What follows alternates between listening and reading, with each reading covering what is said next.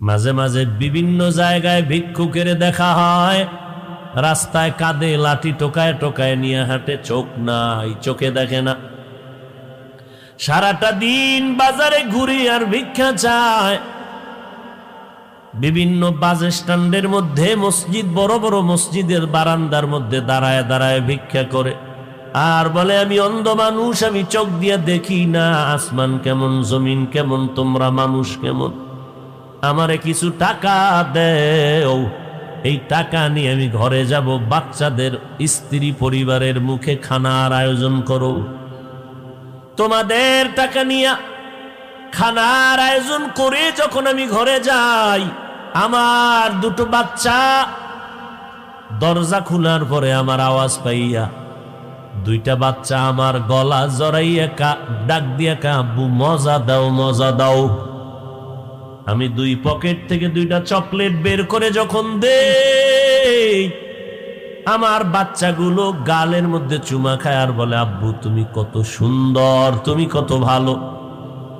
আমি চোখের পানি ছেড়ে কান্দি, ও দয়ার মালিক, আমার বাচ্চাগুলো বলে আমি অনেক সুন্দর, কিন্তু আমার কপাল বড় খারাপ, আমি আজও পর্যন্ত দেখতে পারি না বাচ্চাগুলো আমার কেমন সুন্দর।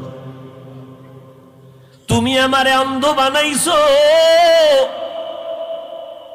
আল্লাহ তো তোমাকে অন্ধ বানাইতে পারতো, এর নিব খারাপ। আজকে সারাটা রাত যারা মোবাইলের দিয়ে তাকাইয়া তাকাইয়া গুনাহ করে করে করে করে রাত কাটাও, মুহাম্মদের উম্মত না হইলে তুই রাতের মধ্যে দেখতি, ফজরের পরে তুই অন্ধ হয়ে গেছো। আমার মাওলা রাতের মধ্যে তোরে গজবে ধ্বংস করত, কেন করে না? তুই মুহাম্মদের উম্মত হয়ে বেঁচে গেছো।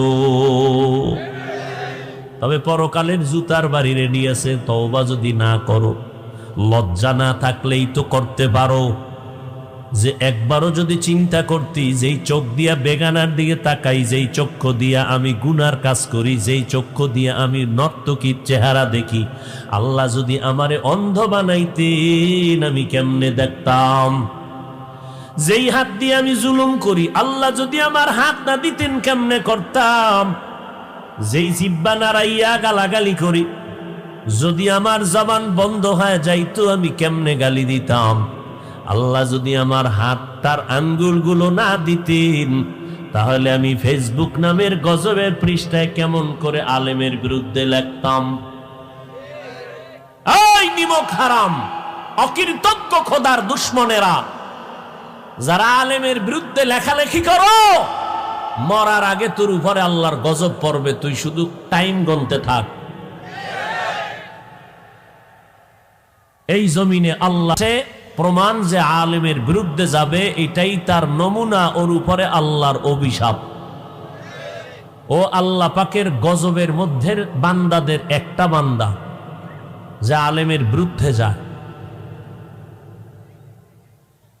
আর কারো বিরুদ্ধে লেখার সময় পাইলে না, লেখালেখি করো আলেমের বিরুদ্ধে, ইমামের বিরুদ্ধে, হুজুরের বিরুদ্ধে, কোরআনের বিরুদ্ধে, মাদ্রাসার বিরুদ্ধে।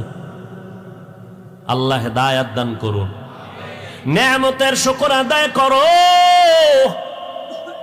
আল্লাহ 5টা আঙ্গুল দিছেন, এক একটা আঙ্গুলে 4টা করে দাগ দিয়া দিলেন তসবিহ। বান্দা নামাজ পড়বি 5 বেলার, নামাজের সালামটা ফিরাইয়া মাত্র 2 মিনিট লাগবে। 33 বার সুবহানাল্লাহ পড়বি, ডান হাতের আঙ্গুলের কর গুনে গুনে সুবহানাল্লাহ সুবহানাল্লাহ। 33 বার আলহামদুলিল্লাহ পড়বি, 34 বার আল্লাহু আকবার পড়বি, ডান হাতের হক আদায় হয়ে যাবে। আল্লাহ 2টা চক্ষু দিছেন নাপাক দেখার জন্য না, বেগানাটিয়ে তাকাইয়া জিনার গুনাহ করার জন্য দেয় নাই। আজকে চেহারাটা দেখো না রে বাবা, আয়নার সামনে নিয়ে দেখ। 40 বছরের আগে তোর চেহারায় কোনো ক্রিম লাগবে না, পাউডার লাগবে না, চেহারা ঝলমল করবে আমার, কারণ আমার আল্লাহ পুরা বডির মধ্যে চেহারাটা কুদরতের হাত দ্বারা বানায় দিছে। দেখো না, শীতের মধ্যে, গরমের মধ্যে হাত মোজা, পাও মোজা লাগাইয়া পুরা শরীরটারে পোশাক দিয়া ঢাকিয়া মাত্র চোখ 2টা কলা রাইকা বের হয়ে গেলাম। যত ধুলা বালু চেহারায় বডির মধ্যে যায় না, পোশাক পর্দা। যত বৃষ্টি পড়ে সব বডির মধ্যে, চেহারায় লাগে, বডিতে তেমন লাগে না, পোশাক দিয়ে কাবার দিয়ে লাগানো।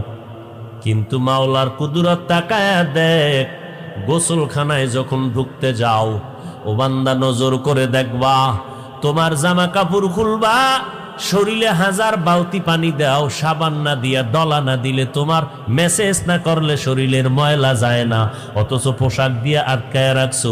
কিন্তু যেই চেহারাটা খুলিয়া রাখছো, এত ধুলাবালু গরম রৌদ্র লাগলো, এই দেয় সাবান লাগবে না, হালকা পানি দিয়ে একটু মেসেজ করে নাও, একটু বিন্দু ময়লা থাকবে না। এটা কোনো ক্রিম লাগবে না, বিউটি পার্লার লাগবে না। তোর চেহারা কালা হইল, মানুষ পাগলের মতো দেখবে তাকায়া, আল্লাহ আকর্ষণ দিয়েই দিছেন জন্মসূত্রে। কিন্তু তোর চেহারার মধ্যে আকর্ষণ নাই কেন? 25 বছরের যুবক তুই, 30 বছরের যুবক, তোর চেহারার দিয়ে তাকাইলে মায়া হয় না কেন? তোর চেহারার উপরে আল্লাহর লানত, তোর চেহারার উপরে ফেরেশতাদের লানত, তোর মা বাবার অভিশাপ। চরিত্রহীন তুই, গুনাহ করে করে করে করে চেহারা নষ্ট করে ফেলেছো। পৃথিবীর কোনো মেডিসিন আর মরার আগে তোর চেহারা ভালো করতে পারবে না। তুই বিউটি পার্লারে যাবি, ওইগুলো দিবি, চেহারা আরো নষ্ট হবে। এই সমস্ত মেডিসিন দিয়া চেহারা যদি ভালো করা যাইতো, তা কালা মানুষ দুনিয়াতে একটাও থাকতো না। থাকতো? বরং ওই সমস্ত আল